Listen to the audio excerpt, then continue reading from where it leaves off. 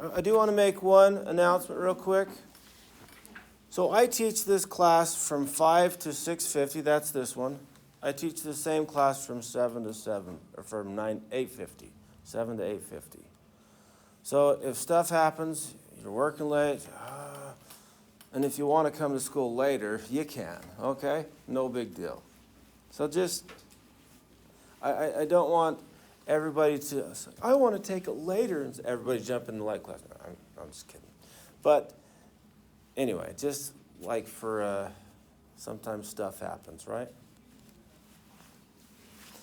All right, any questions on matter and classifications of matter from last week? I hope we studied it and got that stuff down, because now I'm going to give you new stuff this week. And we're going to be piling it on quicker and quicker if it will feel like. But if we get it down as we go, it won't be as bad, right?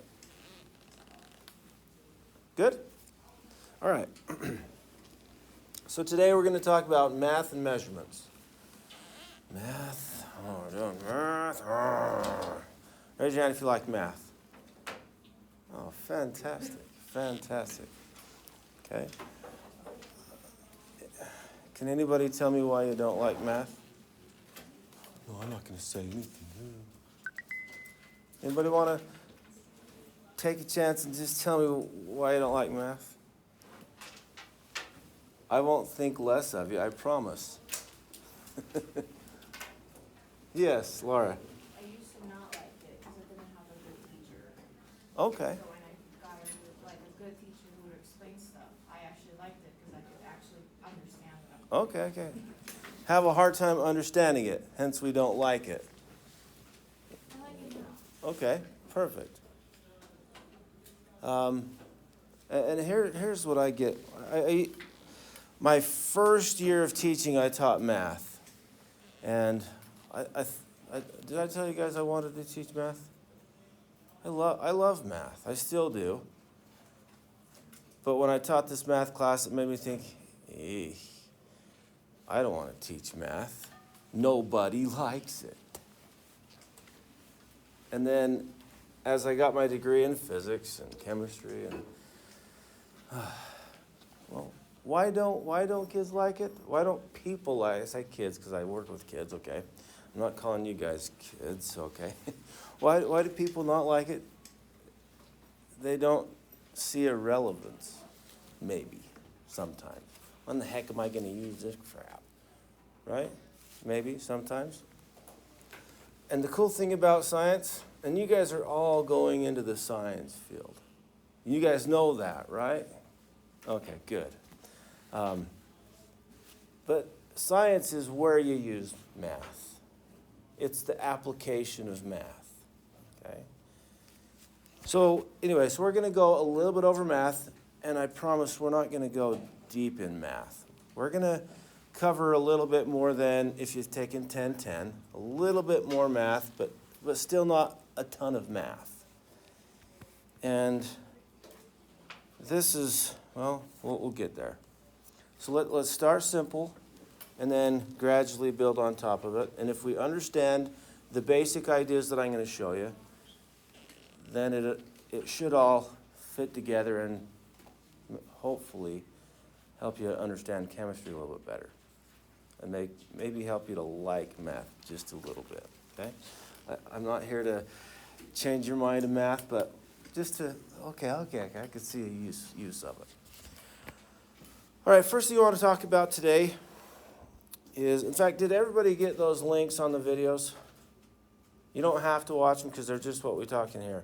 So I'm recording it right now, and I will send those out each week as soon as I can. Okay, I get home late, so I don't do that night, but I will get it to you. If you miss, then you'll have it. There's also one of another teacher teaching it online, so you should be okay, right? All right. So scientific notation. Does anybody know, first of all, Have you heard of scientific notation? I'm not saying do you know it. I'm saying have you heard of it? Okay? Scientific notation. Anybody know why we use it? Notation.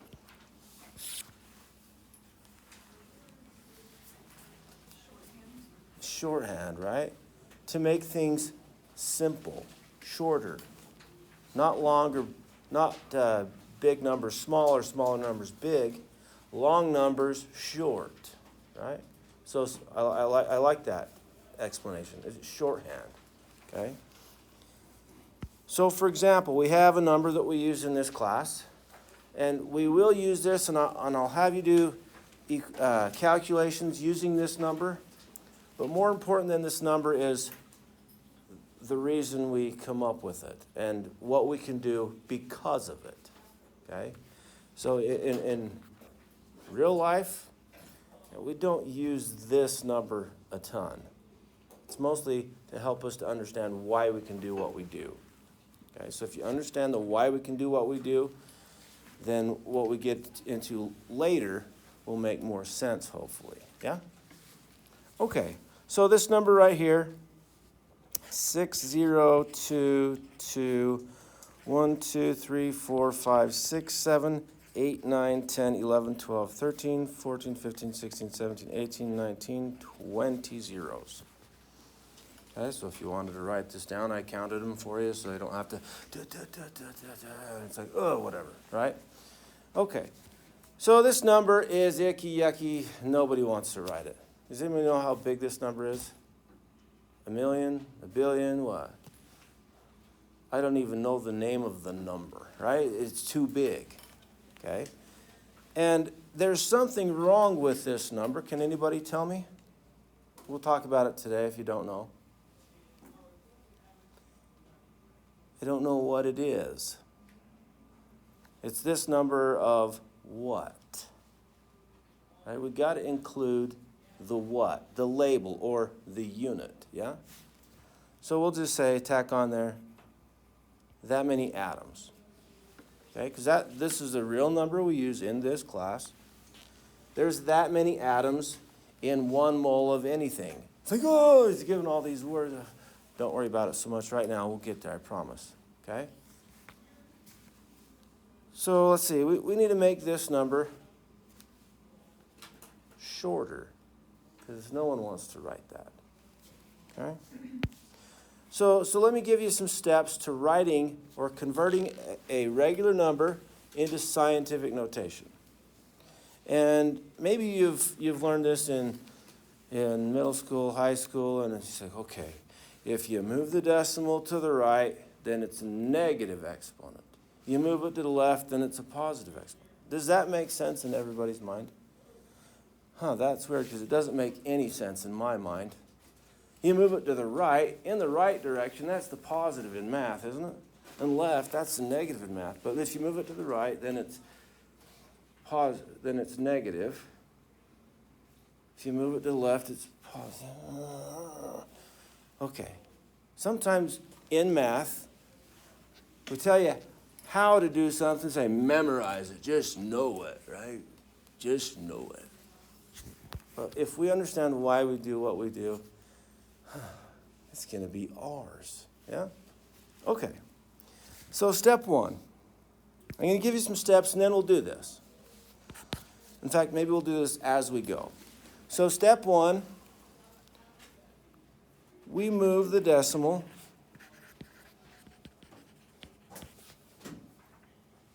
after the first non-zero digit.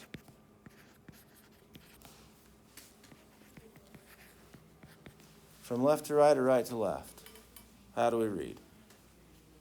From left to right, yeah? That's how we read numbers. That's how we read words. That's how we read. Unless we're in Hebrew, right? But we're not, so we're fine. Okay, so where's the decimal in this huge number right here? Where is it right now? I don't see one. Where is it? All the way up. We know it's right at the end of the number. We just don't write it, yeah? That's where it is. So we need to move it to the first, after the first non-zero digit, which is, what's the first non-zero digit here? 6 is non-zero from left to right. Right? That's the first non-zero digit. This is the second non-zero digit, and this is the third non-zero digit. Are you with me? Okay? So we have 6.022. Now, I'm not going to write the rest of that, because that's the whole purpose, is to make it shorter. Yeah? All right. Second step. Right times 10. Actually, the x time of method of, or form of multiplication, right? Write the x, because that's how we look at scientific notation. Why? Because that's what everybody else does in the world. Okay? We want to be on the same page. So right times 10. Here we go. How many times do we have to write, how many times do we multiply by 10 by 6.022 to get this number?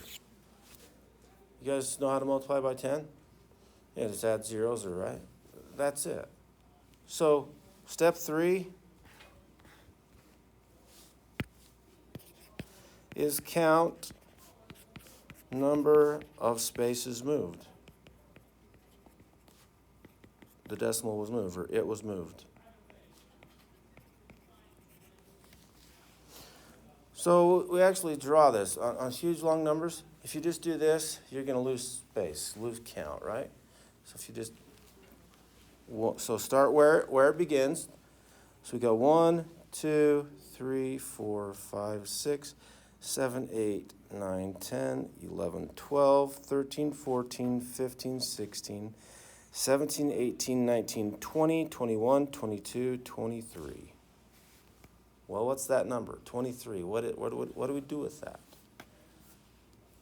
That is the exponent. So it is positive when the original number is greater than 1. It is negative exponent when original number is less than 1. Now here's my thinking. If you have a dollar amount greater than 1, that's a positive thing, yeah? If you have a dollar amount less than 1, we don't care about it. That's a negative thing, yeah? I mean, no, it's not negative because it's just less than 1. But you get how I relate this to positives and negatives? And listen, if you understand how to do this, and it works the way that you're doing it, and it's different than this, don't change, okay? But anyway, I like this method. Maybe you will, maybe not, I don't know. You're up to you, okay? So we counted 23. Is it positive 23 or negative 23? Positive, because our original number is huge, right? It'd be nice to have that many dollars, right? It's a positive thing. So that's, let's write a different color, 23, positive 23. And don't forget the unit or the label, atoms. So that is the number we call Avogadro's number in scientific notation. You don't have to know Avogadro's number, okay? Or you have to know Avogadro's number, not today, but okay, we'll get there. Are we good? Any questions on how to use the scientific notation? We will do another practice, I promise. Good? All right, let's do another one. 0.1234567891011 12, 13, 14, 15, 16, 17, 18, 1609 coulombs. That is the charge of 1 electron. We're going to be dealing with electrons. We won't be dealing with this number, however. If you want to use this number, go take physics, okay? Yuck, right? All right, so let's follow these same steps. What's the first step? Yeah, question. Did you say there was 18 zeros? Yeah, so 0 point and then 18 zeros. Okay. Yes, so there's 19 including this one right there. Okay. Thank you. Good? Sorry. Okay. So first step is place decimal after the first non-zero digit. What's the first non-zero digit? A 1. 1.609. And how many digits do we have to write after that, really? If we don't have a reason to do more or less, then do 2, right? And we'll talk about other reasons we might have, but just for now, we'll just leave it the way it is, okay? So 1.609, then we write times 10. Are we going to times this number by 10? We're not. We are not. Anybody know what this means? X to the negative 1 power. What's another way to write that using positive exponents? Does anybody know? Okay, forget about it then. I'm not here to teach you math. But if you understood that, then maybe it would help you. Anybody want me to explain that? Okay, here we go. So x, anything to the negative 1 power, negative anything power, to make it positive exponent, you just bring it down. Anybody remember doing that? Okay. So that's a rule. So really this means if we have 10 to the negative 1, that means 1 divided by 10. So if we have a negative exponent, that means we're not multiplying by 10, we're dividing by 10. How many times are we dividing this number by 10 to get this number? Well, we count. 1, 2, 3, 4, 5, 6, 7, 8, 9, 10, 11, 12, 13, 14, 15, 16, 17, 18. Don't forget we're putting it right there, 19. So is that a positive 19 or a negative 19? Negative because our original number is tiny. Is it less than 0? No. It's less than 1, right? And that's why I said less than 1. Okay? So it's not necessarily a negative number. If it's a negative number, there's going to be negative right there, and we still put a negative right there. Right? And we don't deal with a lot of negative numbers in this class, so I think we're fine, right? Okay. So 10 to the negative 19 power, and our unit is coulombs. Are we good? Does that make more sense than you've ever heard it before? I just want to know. It doesn't have to. I just want to know. Okay. Does it not make sense to anybody? I want to know. I need to know so I can help you. Are we good? Okay. So that's scientific notation. What about going from scientific notation to standard notation? Can we do that? What if we have 3.62 times 10 to the negative 5, I don't know, grams or whatever? How do we change this to regular notation? What's the purpose of going to regular notation? Maybe easier to type in our calculator, right? Unless, of course, it's that number or that number, right? This number here. Yuck. Your calculator can't fit that many digits. Unless you have a graphing calculator, okay? But okay. So what does this mean? Can somebody tell me? Our original number is small or big? Small. It's tiny. Smaller than 3.62? Yeah.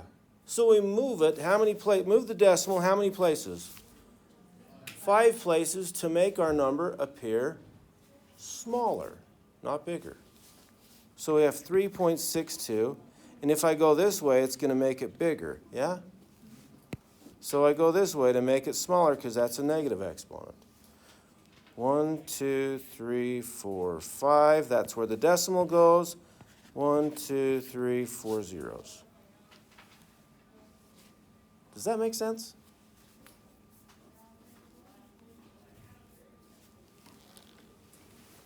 All right, you have a worksheet here on section 1. Do we have any questions on those? Just looking at them. Yeah, question, Nancy. Okay, so it says 93 million? Okay, let's do it. 93 million. And let me just tell you what this number means. 93 million miles, because that's how far it is from here to the sun. Do you have to know that in this class? No, but it's a real number. Okay, whatever. Okay, so let's where does the decimal go, Nancy? It is at the very end. It's right there. Where does it go? Where do we put it? After the 9. Y'all with me? After the first non-zero digit from left to right, so 9.3. And let's do one more zero because 2 decimal places. Good enough? We could say 9.3 and stop, but good rule of thumb for scientific notation is 2 decimal places if we don't have a reason to do it differently. Okay? So 9.30, and then what do we do? Right, times 10.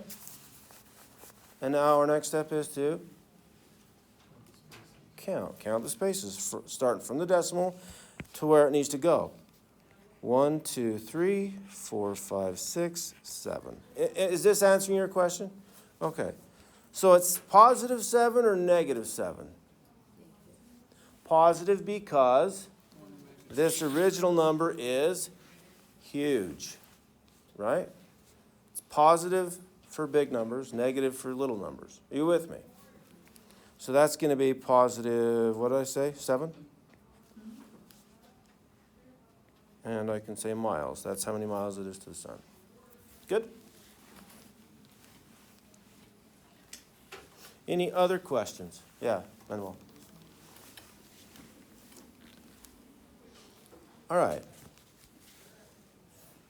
So we got 6184538, yeah?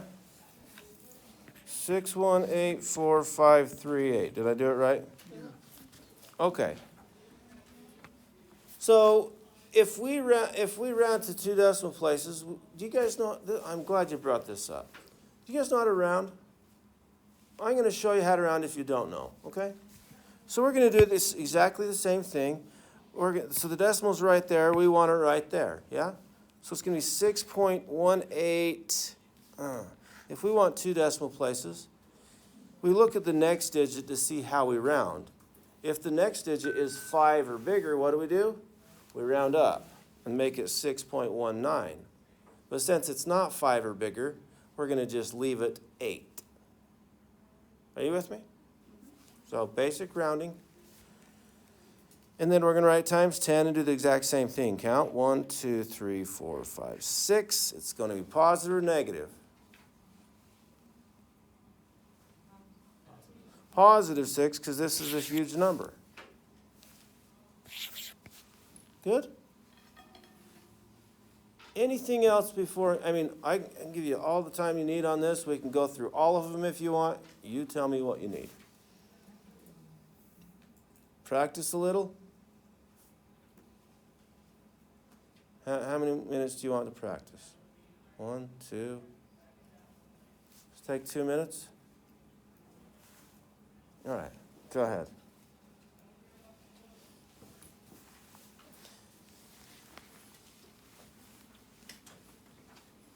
Or if you want to just go over them together, we can. Let's do all of them if you want. But I think if you do it on your own, it's going to help you get it down, and then it's yours. But you tell me what you need.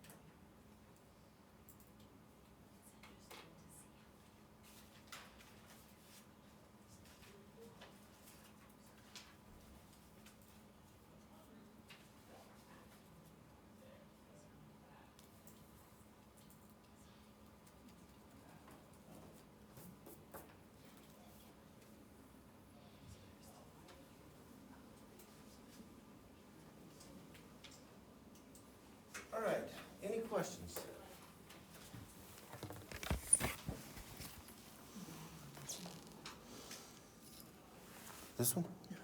Okay, so we have 0.00321.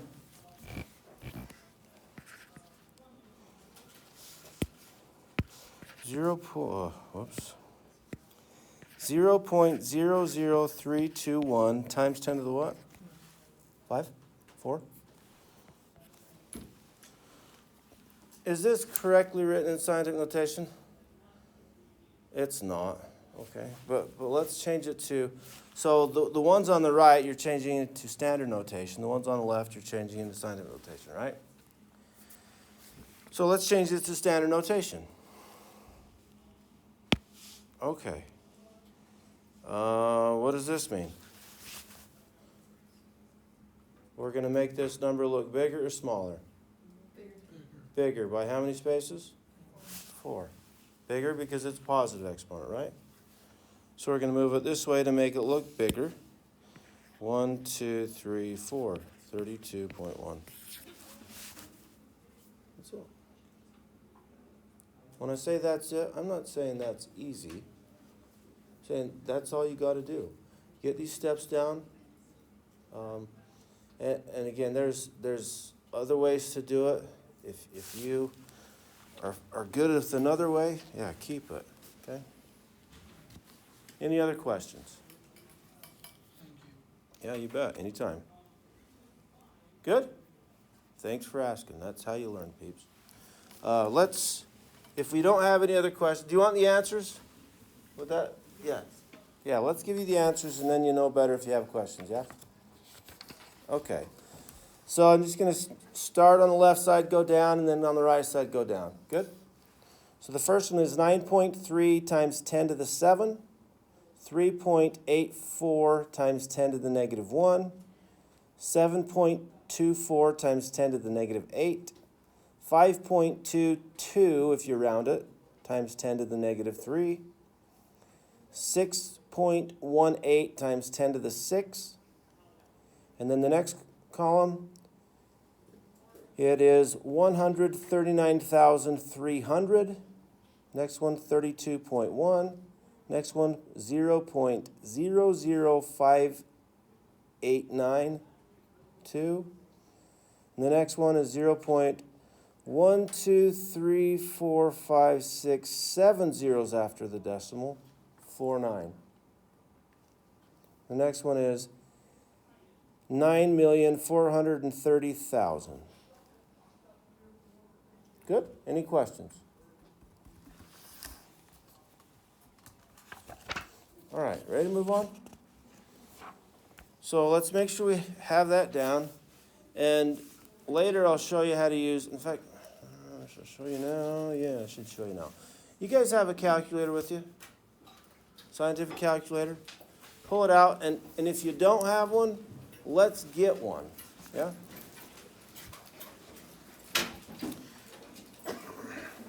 Let me show you how to multiply or divide numbers in scientific notation, because that's what we need to know how to do, really. Okay? So let's say we have 3.49 times 10 to the negative 5. We're going to multiply this by 6.42 times 10 to the third power. Okay? And I'm going to show you exactly what to type in your calculator. Now, I do understand everybody's calculator might be different. So I'll give you a few options. And if you don't know where the button is on your calculator, I can try to point it out to you, or I can look at it at the end of class and show you exactly how to do it. Okay? All right, so the first thing we got to do is we're going to deal with one number at a time. So I'm going to type in 3.49 just like normal. You guys understand normal? Okay? And then rather than push the multiply button, I'm not going to push the multiply button, but there's a button that means times 10 to the some power. And the button on most TI calculators, not all of them, but most of them, is EE. Some calculators like Casio calculators, for example, is EXP. And other calculators is times 10 to the x power. But that one right there, I like the least, because you have to remember about order of operation if you use this one right here. Okay? So once you type that, that means times 10 to some power. So now you have to write the power. The power is -5. So we type the button that is the negative button. Now if your calculator has a plus minus for your negative, you have to push it after, right? And then 5. So that right there is equivalent to that. Then we push the multiply button, because that's what it means between two parentheses, right? And then do the same thing, 6.42 EE, or whatever button it is on your calculator, 3. Because that's the exponent here. And then equals.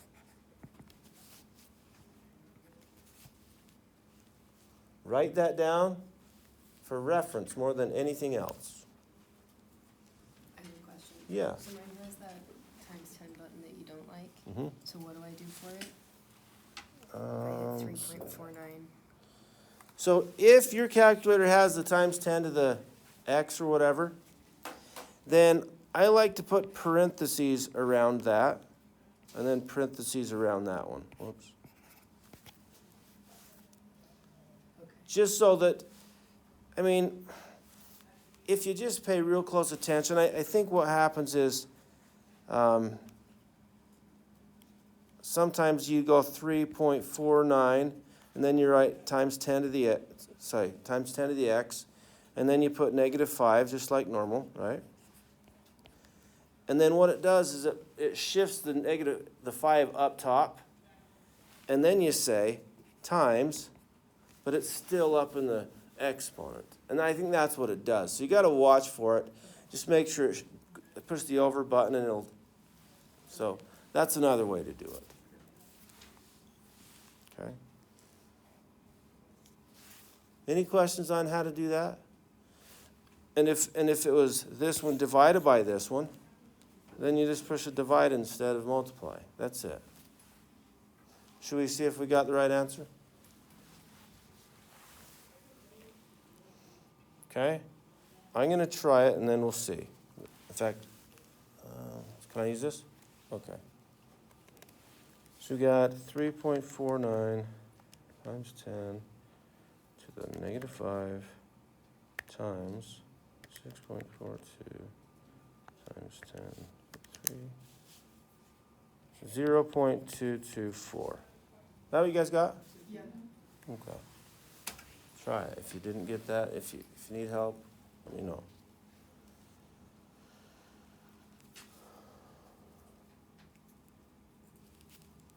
Questions? Okay, let's move on. We will do that later in the semester, but well, we're here now. We just as well do it. Okay. We'll get it again. I'll show you this all over again if we need. Don't freak out. Okay.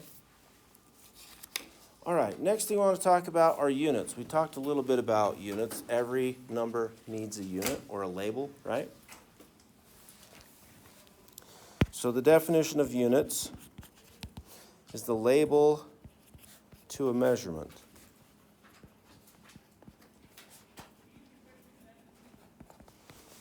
And specifically in this class, we deal with SI units.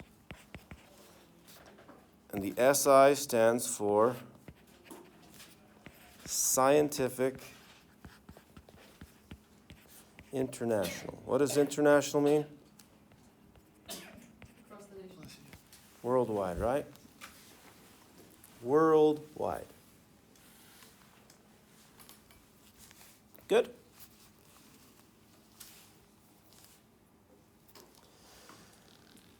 All right, and the units that we use in science worldwide, and these are the units we use in this class. If you use the SI units and you make a calculation, your answer will be in SI units. and you won't have to, okay, so what's my unit, right? You'll know what it is, okay? And I'll show you another way to know too, but that's next time.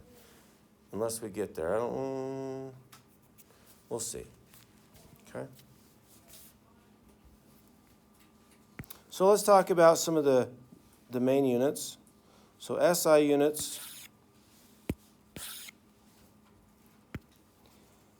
we have the unit for length is a meter, and the symbol is lowercase m.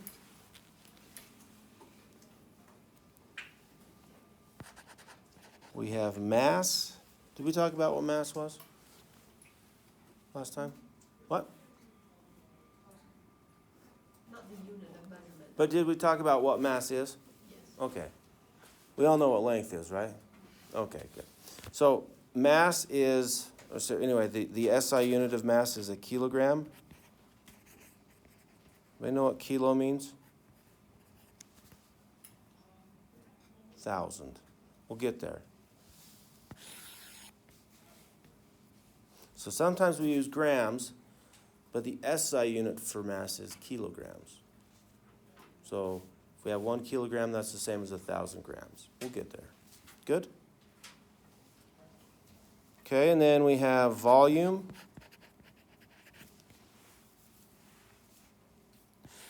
And the volume is length times width times height, right? So if you use meters times meters times meters, it's meters cubed, but we never use that. So maybe the SI unit is meters cubed, but we mostly use liters. And it's capital L because it's a dude's name. Okay? Or a scientist's name or whatever. Okay? And we got time. You're going to like this one because you're familiar with it. This is a second. Lowercase s. And 2 more.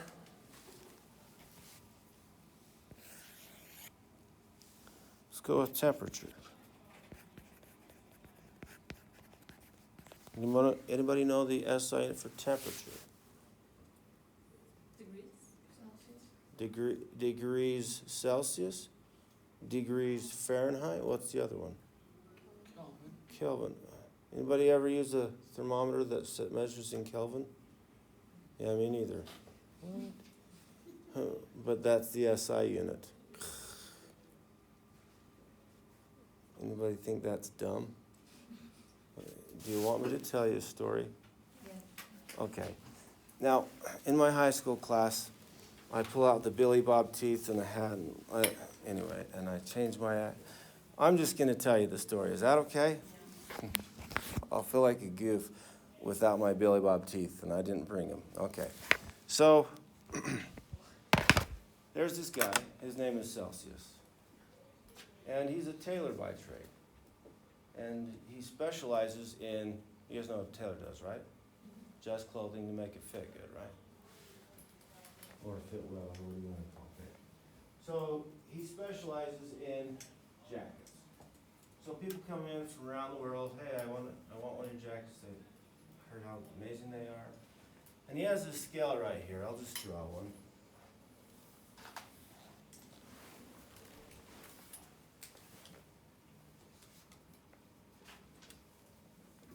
And so on, right? And they have numbers on it, and he says, okay, step right up, and they step up, and say, okay, size 40. And so he goes back and grabs a size 40, puts it on, it fits perfect, right? Day in, day out, this is what happens, and he gets a lot of customers and a lot of good feedback, positive feedback. He's just doing good for himself. And one day, this little old lady comes in, and she says, hey, I want your jacket. I said, yeah, no problem, step right up. She's right there. What number is that one right there? 0. And so he goes, well, how are you going to get a size 0? Any ideas? Measure. How do you do it? Kind of impossible to get a size 0, right? So he gets the next size up, puts it on her, and it's bagging on her. Doesn't fit right, and she's throwing a fit, and she's going to ruin his business, tell everybody how awful he is, whatever. So he thinks, okay, I have a problem. I gotta figure out what I can do to fix this problem. And he can't figure it out, so he calls his buddy up. He says, hey, what do I do? And his buddy, his name is Kelvin. He says, all you gotta do is take this same wonderful scale that you have and just lower it. How low should we go? Here? Here? Or how low? All the way down to the floor. You can't get smaller than the floor, right? So if you go to the floor, and just extend that scale up. It's the same exact scale, just starts at 0. Now let me ask you another question. What if we have 0 degrees Celsius? Well, what's 0 degrees Celsius that you know of? Ice, right? What does ice have heat in it? Is there any heat in ice? Can you get colder than ice? Can you get colder than 0 degrees Celsius? Yeah. That means there must be heat in ice. You with me? There is. So what's twice as hot as 0 degrees Celsius? 0. Does that make any sense? No sense at all, right? Now let me ask you something else. Does it make any sense to say negative degrees? Does it make any sense really? I know we're all used to it, so we're good with it because that's how we've grown up. Does it make any sense? No sense at all. So why don't we say 0 is at the bottom? You can't get any colder than that. That's as cold as it gets. What happens at 0 Kelvin? Absolutely nothing. There's no motion, no energy. And so it makes more sense. But we still use degrees Celsius and degrees Fahrenheit because we don't want to change, right? Isn't that how it is? And back in the 60s, they talked about changing our whole system to the metric system. Are we changed over yet, guys? Yeah, we have to use both of them now. Why? Because the cars they made before the 60s is actually before the 90s or wherever they started doing it. Then there's still the American Standard units, right? Okay, so we still need those. And now we want to use these because they're easier. They really are. Oh, not to me. Yeah, because we're so used to all the inches, yards, feet, and all the nonsense, right? All right. I'm off my soapbox. But you guys understand? So Kelvin is a measurement of energy rather than just temperature. Capital K because it's the dude's name. So if we have 0 degrees Celsius is equal to 273 Kelvin. If we go up to 100 degrees Celsius, that's boiling point of water, what do you think it is in Kelvin? It's the exact same scale, just lowered, right? So what is it in Kelvin? This went up 100, so this goes up 100. 373 Kelvin. And notice there's no degree after the measurement in Kelvin. It's not degrees Kelvin, it's just Kelvin. Good? And if we go down to negative 273 degrees Celsius, well, that's 0 Kelvin. We go down 273, we go down 273. Make sense? So how do we convert that? We use this little formula. Temperature in Kelvin is equal to degrees Celsius, whatever the temperature is in Celsius, plus 273. And if we want to find degrees Celsius because we know Kelvin, then we do a little bit of algebra. Subtract 273 to both sides, and we get degrees Celsius is equal to Kelvin minus 273. So we have two versions of the same equation. Make sense? Anybody want to know how to convert Fahrenheit to Celsius, Celsius to Fahrenheit? Is it relevant to this class? Here's what you do. You go to Google and you say, convert, right? Yeah, it looks something like, I'm probably wrong a little bit, it looks something as ridiculous like this. We got degrees Celsius equals temperature in Fahrenheit minus 32 multiply 5/9. Yuck, right? Let's not ever do that in this class. Are we okay with that? Okay. So, fortunately, this equation, this formula is on your reference sheet you get on every test. So you don't even have to memorize that if you don't want to. Just know that it's there, know how to use it. Good? Should we do one or are you okay? Try one? Can we try one? Yeah. So let's say, well, let's see which one is on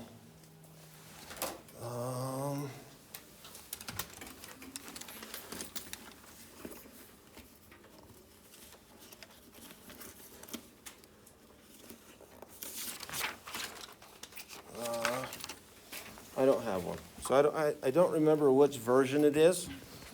We'll just use this one here. Kelvin equals degrees Celsius plus 273. So let's say we have room temperature, 27 degrees Celsius, or 25 rather. Okay? So that's room temperature. Room temperature, what, like 7 degrees Fahrenheit? Okay.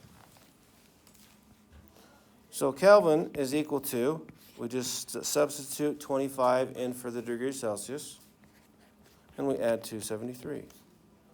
So that is what? 298 Kelvin is room temperature.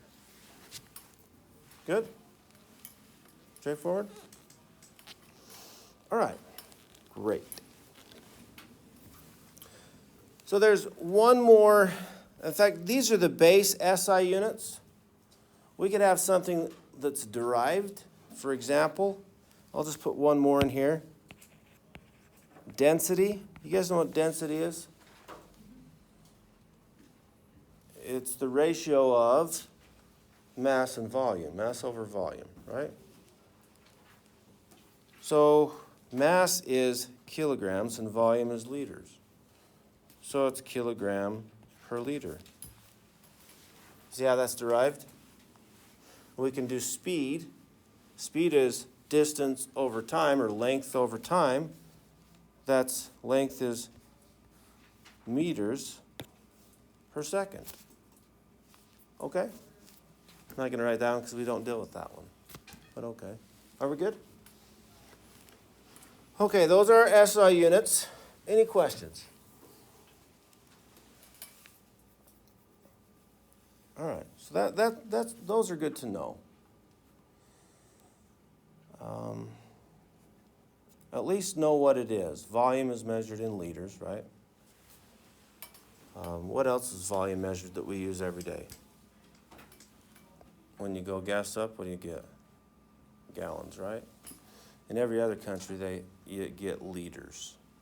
Okay, that's how it is. So maybe when you guys get into politics, you guys can change the rules, right? No. No, thank you. Is that what I heard? Okay. All right. Let's move on to, I'm going to give you a reference. I'm going to give you something that you should use as a reference sheet, but get this stuff down.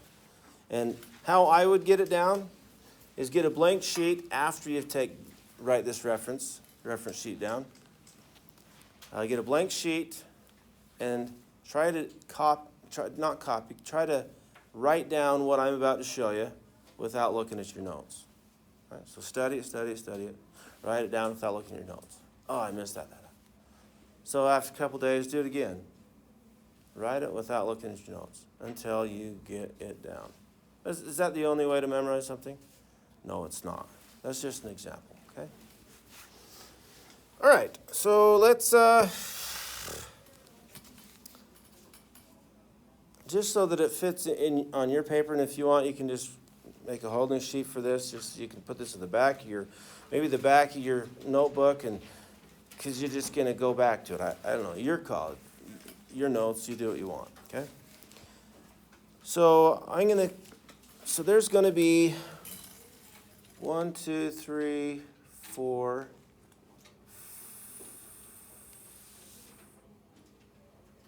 5, 6, so 1, 2, 3, 4, 5 lines down, so maybe skip 5 lines, and or skip 4 lines, and on your 5th line, then write base.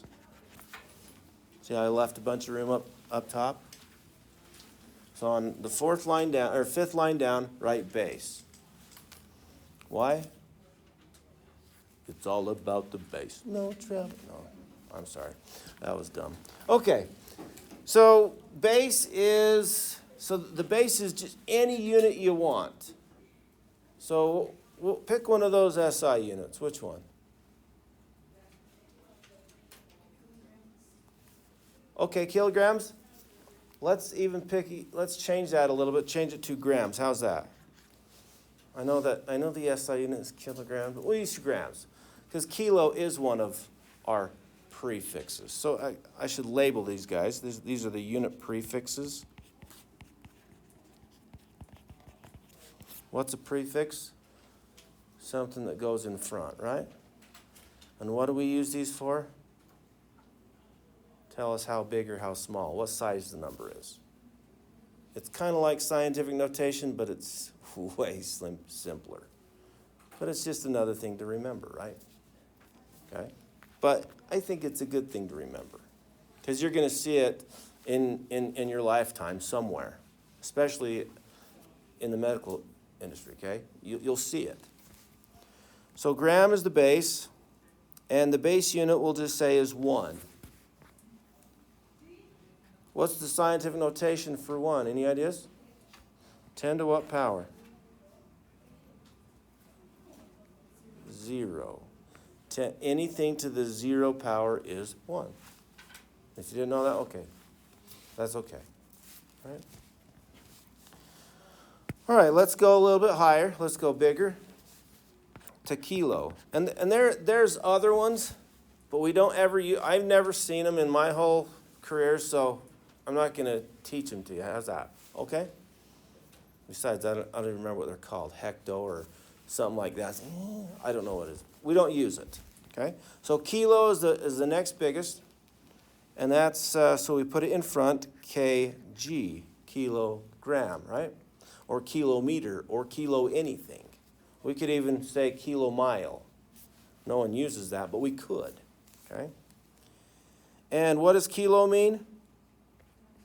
1,000. Or 10 to the what power? 3. No, you're good. 3 zeros. 10 to the third power. 10 times 10 times 10 is 1,000, right? Like the kilometers, but we don't use that either. We don't, but people do. Yes. Most people do. Yeah, everybody. Everybody else. Okay. We should. No, because then our numbers would be bigger, right? Okay.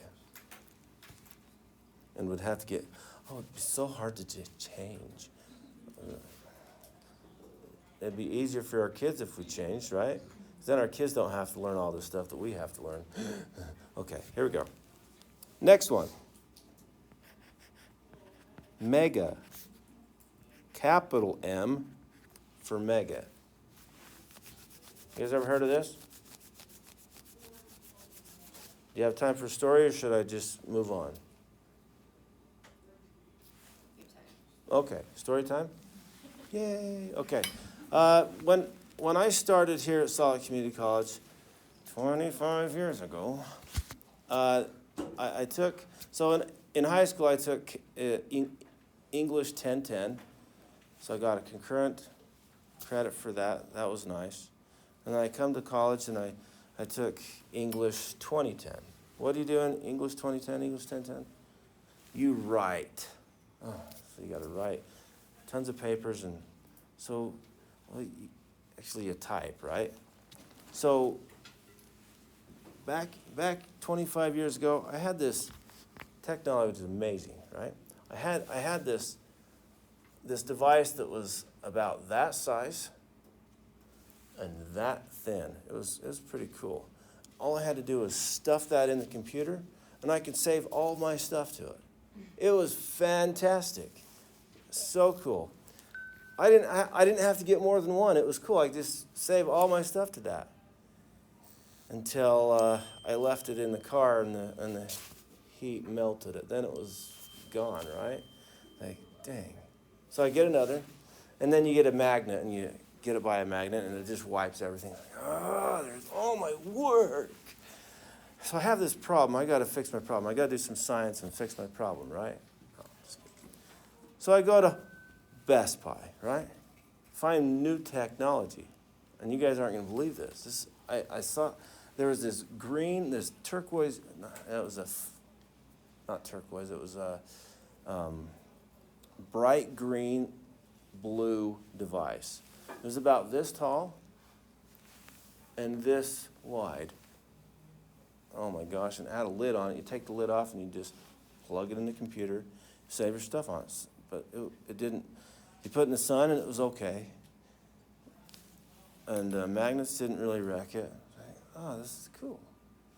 And just to give you an idea, that little disk I had, that was 4 megabytes. 4 megabytes. Oh my gosh. You know how many documents you can put on 4 megabytes? Oh, so many, right? But this new drive, it's called a flash drive because it flashed when you put it on. It's so cool. 128 megabytes, ladies and gentlemen. You can imagine. Oh my gosh, right? No, I'm teasing, but okay. Now what do we have? We have one this small, just the piece that sticks in, right? Couple terabytes. It's like, whoo. So it's smaller but fits more. How does that work? Okay, kind of cool though, right? So technology is amazing. So we kind of know these prefixes, right? Mega. What's after mega? So mega means what? Anybody know?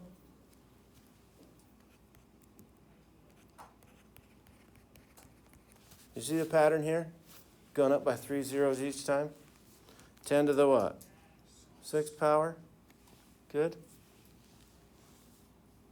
Is that dorky to say that story? Is that nerdy? Okay, maybe it is. I'm kind of nerd. Okay. So the next one is giga, capital G. And what's a gigabyte? Any guesses? How many zeros? 9. That's a billion, right? 10 to the 9 power. And then now we got tera. Teragram. And that's 1 trillion. 10 to the 12 power. 12 zeros, 10 to the 12 power. Good? There's more. We're not going to go more. Questions on the bigger ones? So those are great for like astronomy and maybe more, but we're going to deal with the smaller ones more in this class. We deal with kilo a lot.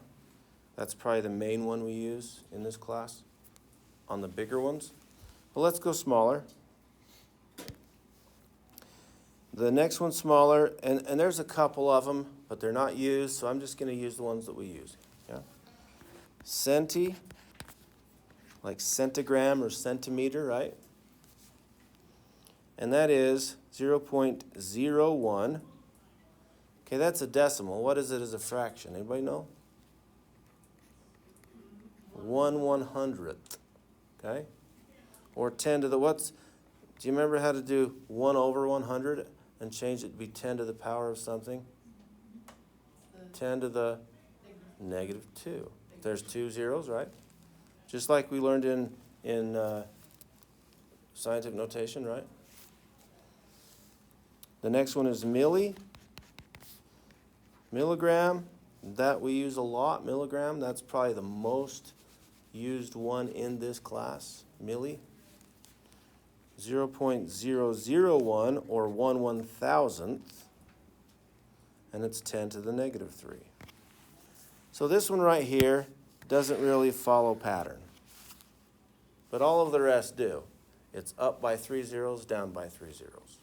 Okay? So from here, we can kind of make a better prediction. Next one is micro. Whoops. And it's a Greek letter mu. It looks like a cursive U with the long tail. Micrograms.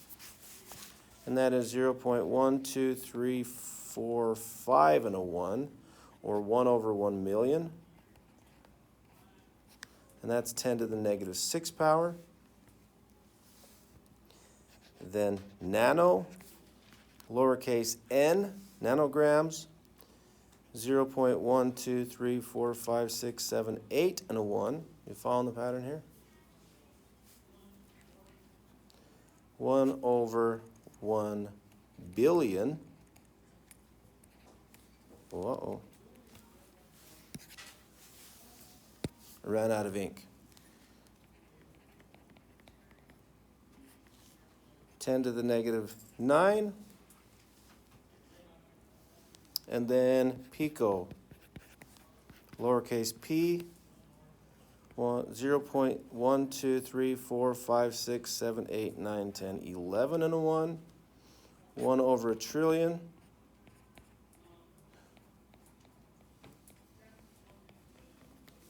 Ten to the negative 12. Whoop.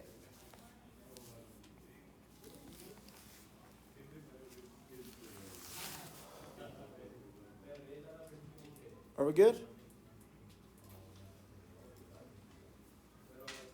Does that make any sense? It's not supposed to make any sense. It's just, why does, let's see, why is your name, hold on a second, wait for it. Why is your name Leslie? Why? Because your mom called you that, right? There's no rhyme or reason. It's just what they called you. Same idea here. Why do we use these? Because that's what their mother called them, right? That's it. There's no rhyme or reason. That's just what it is. That's what we use. And so let's just get it down. Make sense? Okay, doesn't make sense. Good?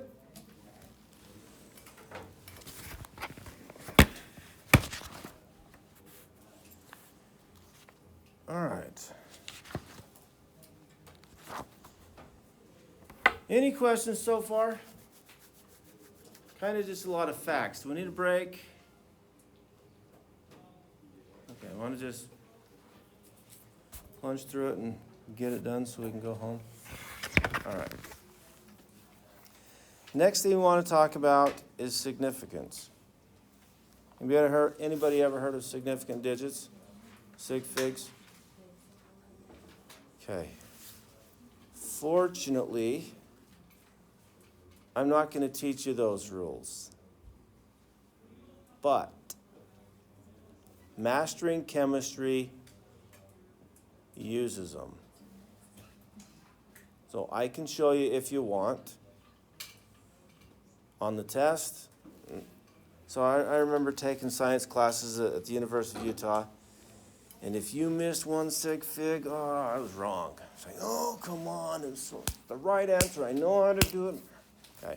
So what's the point in significant digits?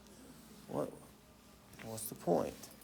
And this is kind of what I was talking to you about when I said, okay, scientific notation, if you don't have another reason, just have 2 decimal places, right? And this is the reason why we might do something different, okay? So let's go ahead and talk about it a little bit. I'm not going to give you all the rules unless you say, just give it to us. We want more, right? No? Okay. So we got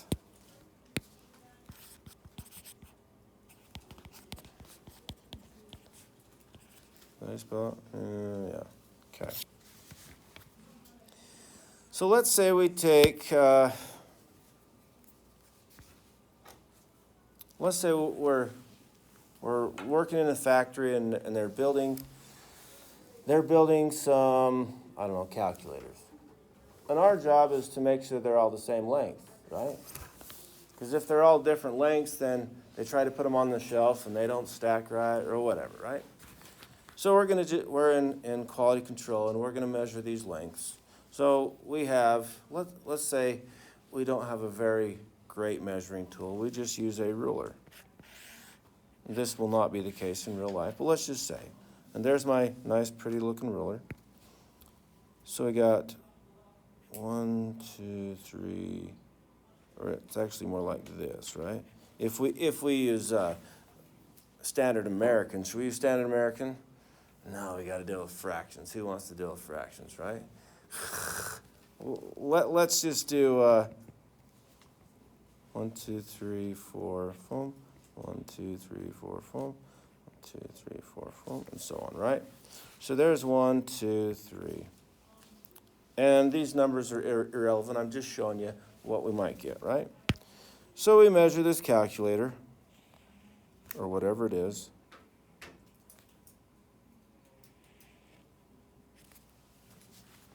Something like that, right? Well, how long is it? It's at least 2 units, right? I'm just going to call them units. It's at least 2 units. 2.12, let's say it's at least 2.2, right? So not quite 3. So what should we say, 2.2 or 2.3? What's our best estimation? 3? So 2.3, and we estimate this to be 0. Are we good?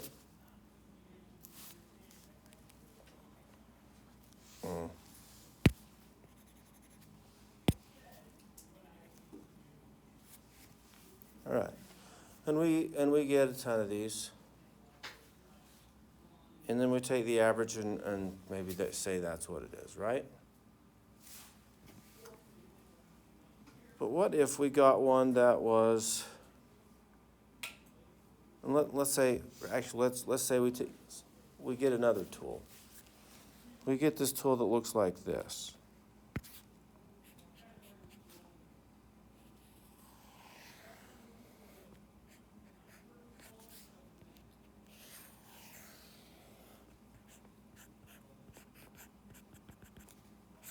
You guys ever seen one of these? Micrometer? Okay. We get that, and it measures 2.28753. Okay? Which one's more precise? The micrometer is a more precise measuring tool, right? This ruler is not very precise. Well, okay, now let's do some calculations. We add up all these and to take the average. Let's say we add 100 of them up and take the average. We add up all those numbers and divide it by 100. And let's say our calculator spits out this number right here, 2.287543, for example. Our calculator reads that number. So should we write that number if we're measuring it from 2 decimal places? No. We can only accurately say that's what the measurement is, to 2 decimal places, right? So we better round to 2 decimal places. Does that make sense? So it's going to be 2.29 average. Good? But if we use this one up here, we take the average of that, and we get this real long, icky number, well, we can keep that many digits, because that's how precise our measurement is. Does that make sense? Okay? And so that's what significance, that's kind of how I want you to do it. So I'm going to give you some basic rules here. Never, ever round a measurement.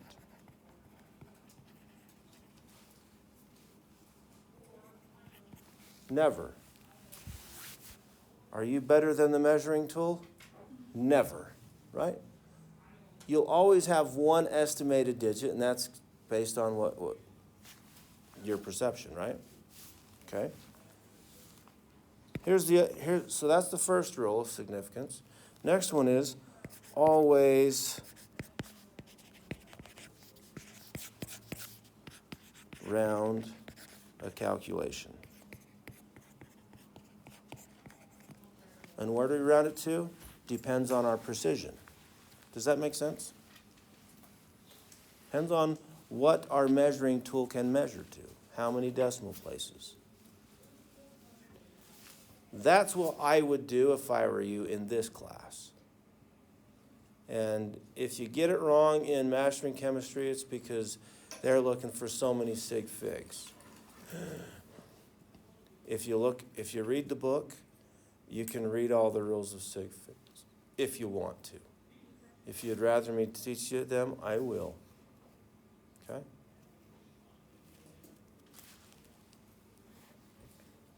Questions so far? Okay, so let's learn a few words here. What does precision mean? Or precise, rather. Let's change that word to precise. Is that how you spell precise? I'm not the greatest speller. Precise. Well, let's just call it precision. I know how to spell that. I don't know. Maybe it's okay. Is that how you spell it? Okay. Okay. So precise or precision, that is how close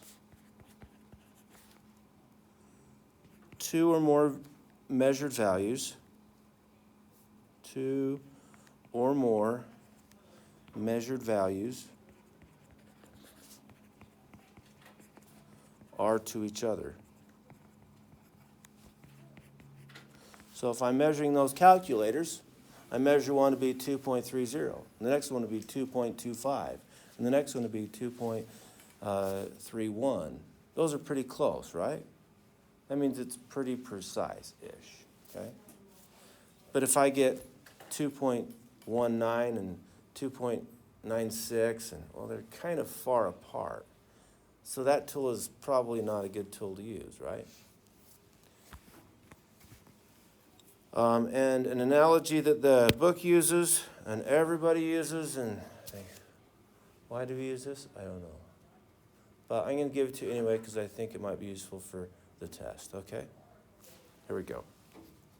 If we have a bullseye or a target, okay, the bullseye is right there, yeah? If we shoot, let's say, 5 rounds, and we get here, here, here, here, here, are we accurate? No, but our precision is good, right? We just need to adjust our sight, right? Whatever. So our values are close together, so we're pretty dead on. There's just something wrong with our accuracy. Okay. And accuracy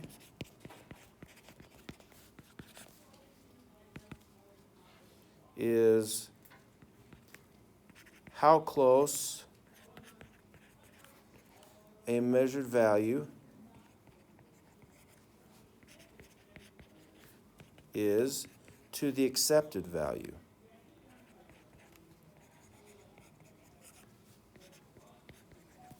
What's the accepted value in this target? The bullseye. So we can see that that's not very accurate. But if we go here, here, here, here, here, are we very accurate? Pretty accurate, not 100% perfect, but pretty accurate. Are we pretty precise? They're pretty close. But if we have a bullseye that looks like this, or a target looks like this, are we accurate? No, we got lucky on one of them, right? Are we precise? No, they're spread way out. Okay? So how close we are to an accepted value. What's the accepted value of melting point of water? Or I should say the freezing point of water. Same. 0 degrees Celsius. That's the accepted value, right? And that's at sea level, right? Okay? And if we measure a temperature of 5 degrees Celsius, freezing point, we're not very accurate, are we? Kind of far off. If we get negative 0.52 degrees Celsius, a lot more accurate, yeah? Very good? With those two words?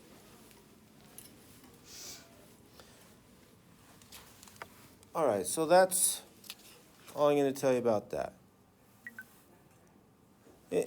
Anybody start using the how's the discussion going? I haven't been on yet. Sorry. I've been so busy. I'm going to get there, I promise, okay? How can I expect you guys to do it if I don't do it, right? I'm going to get on there, okay? All right. So, you getting any benefit out of it? Okay? See some yes and okay. So, yeah, I promise I will get on there, okay? And I'll read your stuff and I'll give you, if it looks like you have a question, I'll make a comment, okay? All right. Can I ask a question? Yes, please do. So if we're working through things and we don't have questions or whatever, we're just random comments that we're adding to those, or? So great question. Sometimes someone else has a question. If you don't have any questions, maybe you know an answer. That's the same thing, okay? Maybe you come across something, or maybe it's just something you're doing at work, right? It has nothing to do with this class. Say, has anybody ever run into this problem? Please help, right? Great. I like that. You might not put that in under the exam prep discussion board, but okay, you can still do it. Does that kind of make sense? And anyway, this is for you. It's meant to help you. So maybe you don't have any questions yet. And maybe you won't. I don't know. And it's not just for questions. It's for discussions. And if you give your points of view, maybe it'll help somebody, and maybe someone will help you eventually. Okay? So, anyway, that's the purpose of it. Any other comments or questions? Okay, we have about 30 minutes. Here's a couple of choices. We can either stop here, go home, or we can keep going. But if we stop, then we might not get a review for the test. We might just, okay, sorry, do the best you can, right? Or if we keep going and finish this topic, then we might have a little bit of time to go over a review for the test. I'd rather more time for a review personally. Who wants more time for the review? So keep going tonight? Okay. That's what I intended, but just want to see where y'all are. Okay. All right, let's move on to the math of chemistry. Oh, hold on, what was all that other crap? Yeah, okay. This is the main math of chemistry.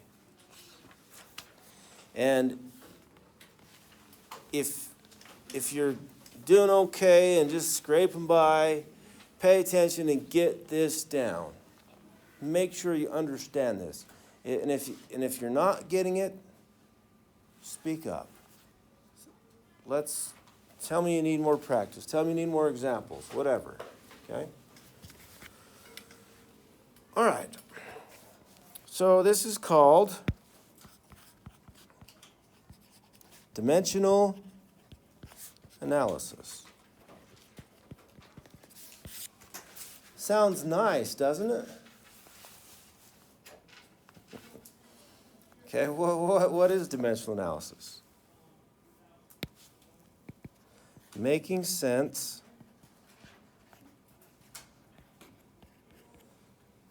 of the units. Or I should say, making sense using units.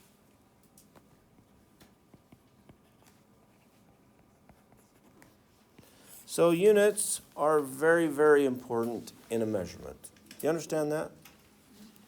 And if we understand how to use units, how to analyze these units, we don't have to memorize, for example, the formula for density.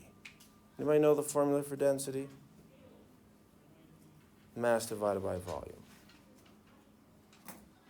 You can memorize that, but I'm telling you, if you understand this, you don't have to. And that's not the only formula, right? You don't have to. And I'm going to show you how to do it. But you do have to know the units, okay? All right. So let's start simple. Start with something that we all know. Well, I say we all know, I mean, if you grew up here in America and you've gone to school and, right? And you know the American Standard System of units, right? Okay. We're going to just start there. So let's say we have 256 inches and we want to convert that to feet. I don't want you to do it. I'm just saying this is what we're going to do. Can we do this? Can you do this without my help? I just want to see where we're at. If you can't, not a problem. Okay, no issues. I'm going to show you how, okay? I'm going to take something, maybe a lot of us know how to do this since not preschool, that's way too little. Since grade school is what I meant to say. Then, okay, great, we know what to do. In fact, I'm sure you all know, just divide by 12, right? Okay, whatever. So let me show you how we know so that when we get an answer, we know 100% we're right. We have no doubt in our mind, and we go home from the test and say, I nailed it, because I know that that's right. I checked it right here. I'm going to show you how to do all this, okay? So let's say, okay, what do we have to know to be able to do this? 1 foot is equal to what? 12 inches. We have to know that, don't we? Okay. Now, if I give you a conversion problem on the test, and it's it's standard American to standard American or standard American to metric, I will give you the conversion factor. But if it's from metric to metric, you have to know this. We talked about this already. 1,000 grams is the same as 1 kilogram. That's the conversion factor. I gave you that whole reference sheet that I said put at the back of your notes. Use this as a reference sheet, but get it down. You can't have this on the test. In fact, I was thinking about something.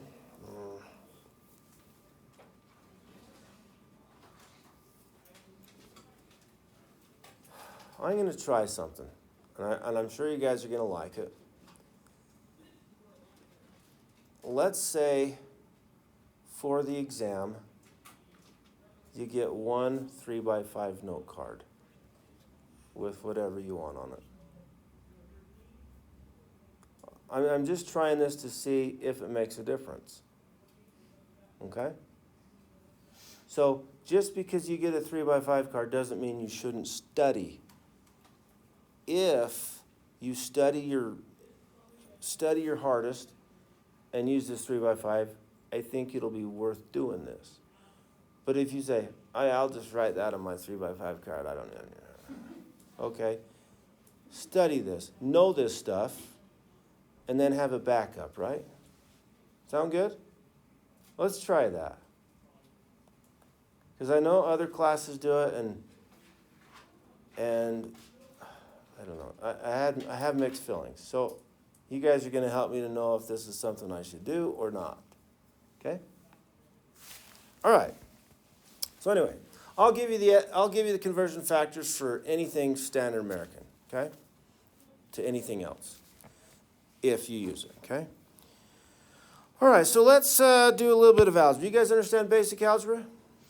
What do you do one side, do the other side to make it remain equal, right? If it says multiply, then you divide. If it says divide, you multiply. If it says add, you subtract. If it says subtract, you add, and so on, right? Are y'all okay with this?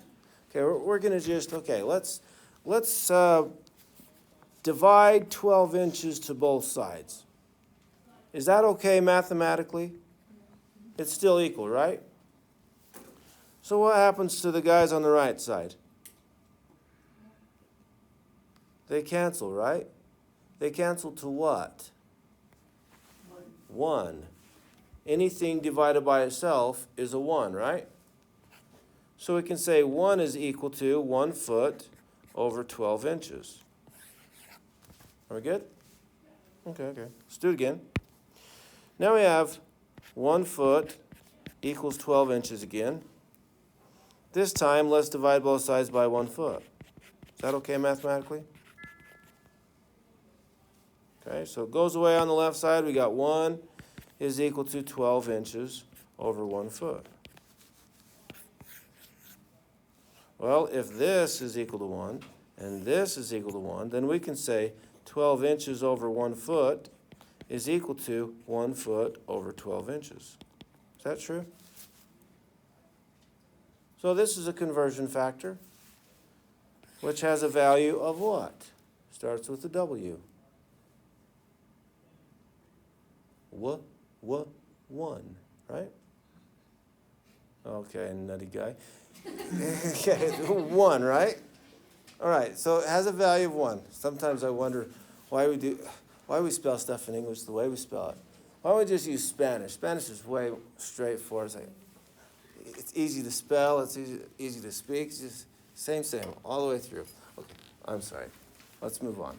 Okay. What is in the numeric value? 1? Yeah, the numeric value is 1. O0N? Huh? O0. No. N. I'm sorry. I'm messing everybody up. I'm sorry. It doesn't start with a W, guys. It starts with an O. I'm sorry. All right, my bad. I have to say this to my high school kids because they're just like, and you got to do something. I'm sorry. This is just my quirky self. Okay. All right, are we good there?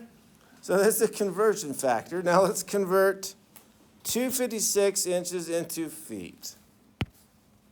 We always start with what we know or don't know. What do you think? Well, we know. Yeah, if you start with what you don't know, you're getting nowhere, right? So start with what we know. We know 256 inches.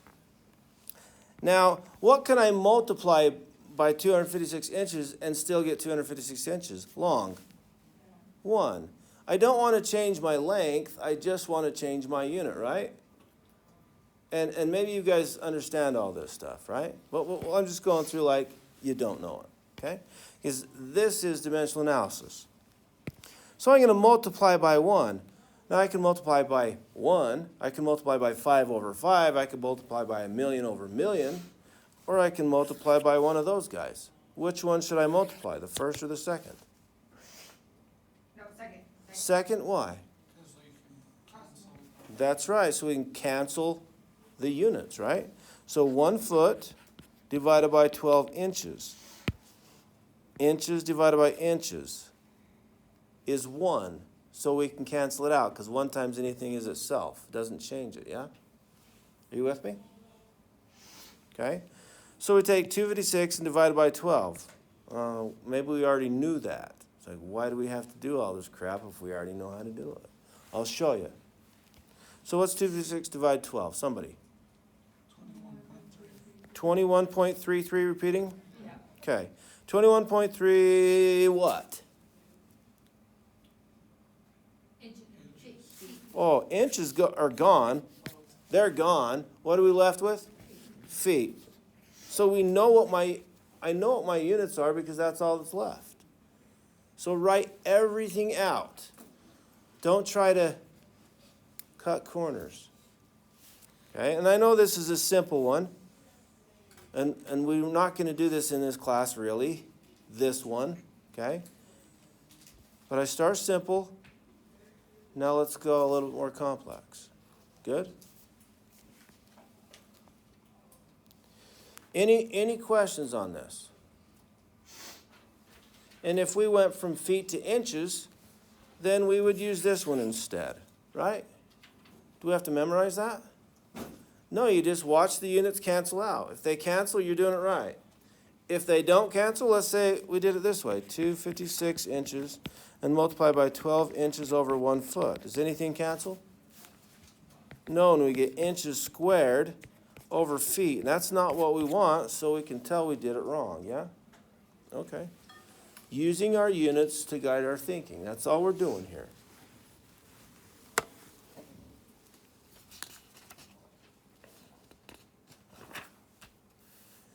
Okay, let's do another example. Somewhere.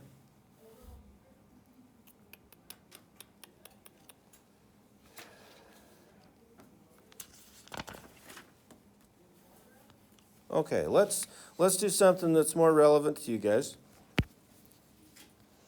So if we have a 145-pound person, 145-pound patient, and we got to know how many kilograms. Why do we have to know this? So we can know how much drug to give them, right? Okay, so we got to, do we do this? Okay, we do it all the time? Okay. So if in your field, this is what you do. And do you want to overdose this patient? No, you better know you're doing it right, guys. This is so important. You better know you're doing it correctly. So where do we start? With what we know. And we know in this case, 145 pounds, right? Okay, this is a conversion factor I will give you, but does anybody know it? 2.2 pounds is the same as 1 kilogram, right? And again, I will give you that. You don't have to memorize that for this, okay? So don't write it on your little note card, okay? Anything from standard American to metric or standard American to standard American, I will give you. The things that I will not give you are metric to metric, okay? So that reference sheet that I gave you a little earlier with the prefixes, I will not give you that. You have to know that. So if you want to write that on your card, do it. But I encourage you to get that stuff down, okay? Because we're going to do harder stuff than that, okay? Get it down so you don't have to keep writing stuff on your note card. It's like, okay, if I can get it in, maybe I can print it out so small and get a magnifying. Guys, let's learn it, okay? Don't use that card to just so that you don't have to study. Okay? Okay. I'll quit talking about that. All right. So we go, what goes on top? Kilograms goes on top and pounds goes on bottom so we can get our pounds to cancel. How many kilograms is equal to how many pounds? 2.2, where it goes where? On top or bottom? On bottom, 2.2 pounds is the same as 1 kilogram. Pounds goes away, so we do 145 divided by 2.2. You guys understand that? Let me show you a way you maybe learned it in in grade school. Can we put a 1 underneath that? Is that okay? 145 divided 1 is still 145. Didn't change anything, right? And now we have two fractions. Multiply fractions. How do we do this? Multiply the tops and we get 145. Don't forget pounds goes away, so kilograms. Divided by 1 times 2.2 is 2.2. Do you see it's just 145 divided by 2.2? So I take the guys on top, multiply by the guys on bottom, and divide by the guys on top. Sorry, I said that wrong. Start on the top, so 145, multiply by the guys on top, and divide by the numbers on bottom. You with me? And say, okay, there's only one guy. So let's do a harder one, yeah? But so what's 145 divided 2.2, is it? 65 point. What should we round to? What should we, this is a calculation, right? What should we round to? The only measurement we have is 145. Well, 1, 2, 3. 3 digits. Okay. 65.9. Well, what's the next one after 9? 0. So we'll just say 65.9. 65.9 what? Kilograms, because pounds gone, and we're left with kilograms, right? Are we good? So that's what I mean. That's how you know how to round. Good? All right.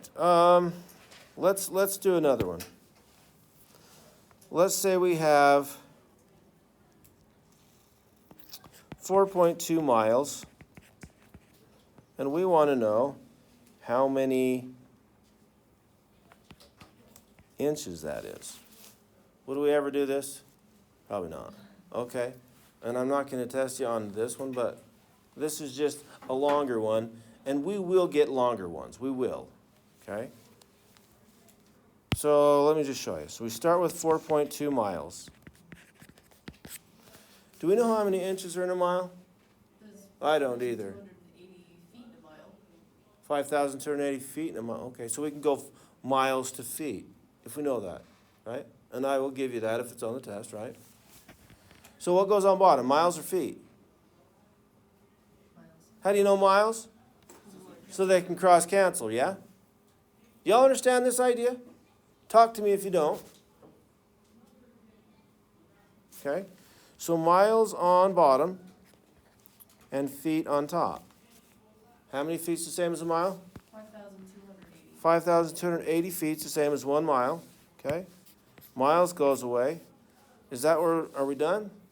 No, we keep going. What goes on bottom now? Feet, so it can cancel out. We know inches, and we know 12 inches is the same as 1 foot. I probably won't give you that one. No, we're not going to use it anyway. Good?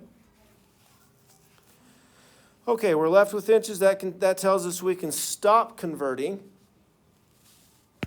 And then we just do this. 4.2, multiply 5,280, multiply 12. There wasn't a divide in this one, right? Do we have to worry about dividing by 1? No, because it doesn't do anything. You with me? Questions? Yeah. When you get a second, can we go from miles and inches instead of like right to feet? Like, say if I didn't know the fact about feet, where's this coming? Like, I'm confused on where this is coming from. Okay, so this is what I'm telling you. If it's a standard American unit, I will give it to you. So I would tell you 5,280 feet is the same as 1 mile. I will tell you that if I had you do this problem. And so you say, okay, this is the same as this. Anything divided by itself has a value of 1. If you multiply 1, we don't change the value of our length. We just change the unit. Does that make sense? Yes or no? Good? Okay. Do you want me to show you what it's going to look like in chemistry? You're not going to do today? No. I might scare some of you away. Let's just baby step at a time, okay? Let's do some more.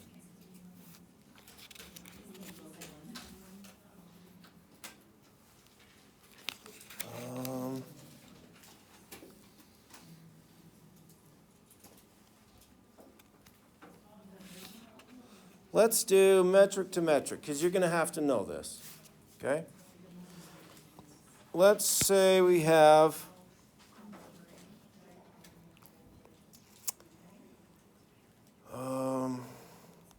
432 milligrams, and we want to know how many micrograms this is.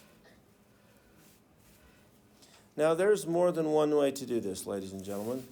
I'm going to show you the way using the reference sheet that I just helped you make. And then if you want, I can show you another method, but that other method only works from metric to metric. It doesn't work from anything else.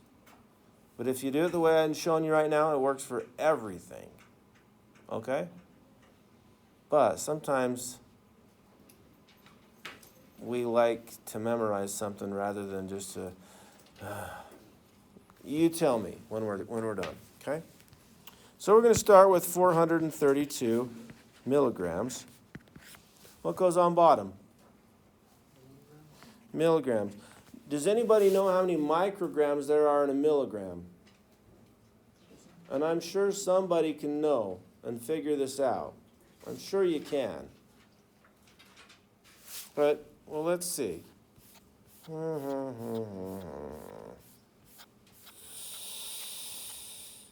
we? Uh-oh. I zoomed way in, didn't I? Oops. Okay, here we go. So here's milligram and here's microgram.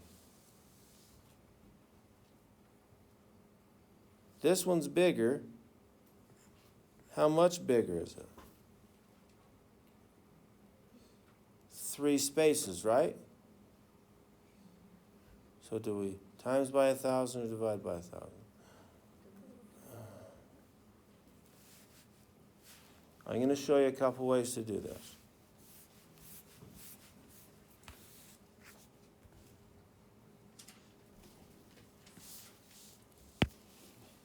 We go from milligrams. If we go straight to micrograms, there's not anything that tells us. We have to just, okay, I think is it 1,000 or 1,000th? And I know some of you guys can just know this. I know, okay? But let me just do what we learned. I know milligrams to grams. Milli means what? 10 to the what power? And this is why if you memorize this, then we're good. So 10 to the negative 3, right? So 1 milligram is the same as 10 to the negative 3 grams. Do you get that? Now you might say, I don't want to have exponents. Yuck. That's yucky, right? How do we make this positive? You bring it down. So what's 10 to the positive 3? 1 over 10 to the third. It's 1,000, right? Yeah. On the bottom. So we can cancel that, put a 1, and make this 1,000. 1,000 littles makes a big. 1,000 milligrams makes a microgram. Sorry, 1,000 milligrams makes a gram. Good? No?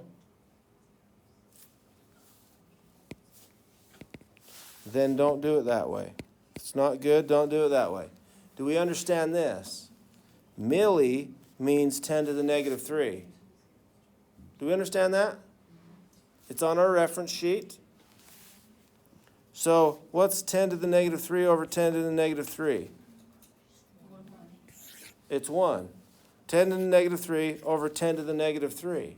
because that's what milli means. You with me?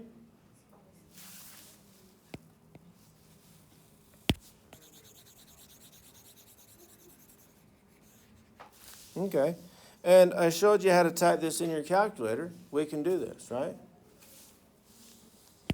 And milligrams goes away. We're not there yet, so we keep going. Grams down here and micrograms here.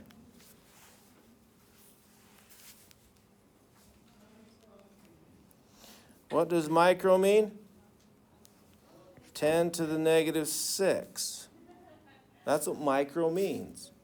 So micro over 10 to the negative 6 has a value of 1.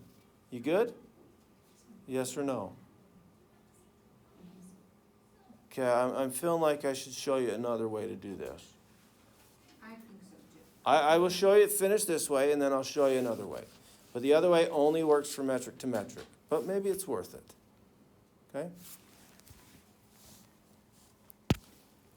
Grams goes away. We're left with milligrams. So now we just type this in our calculator. 432. Multiply or divide by this number. Multiply because it's on top. Multiply or divide by this number. Divide because it's on bottom. Okay? And our calculator has a little caret.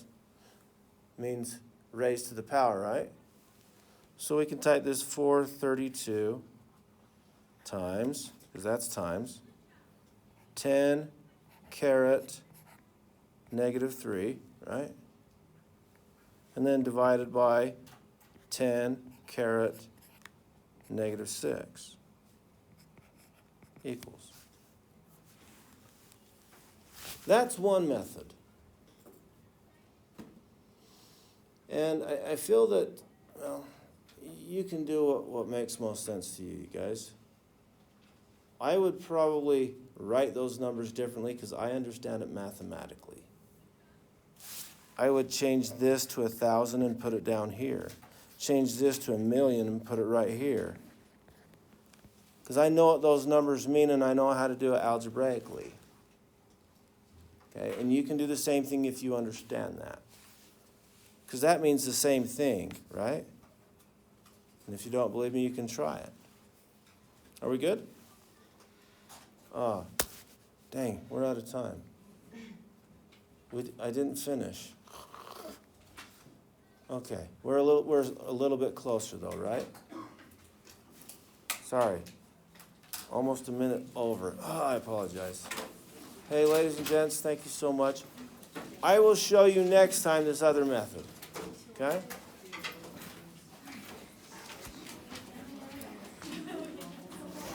Hey, one other thing to say. If any of this stuff that I've been teaching you doesn't click, look up Khan Academy and type in, this is called dimensional analysis. Type that in and see what, maybe it might help you better. Okay? Have a fantastic night. Drive safe, please.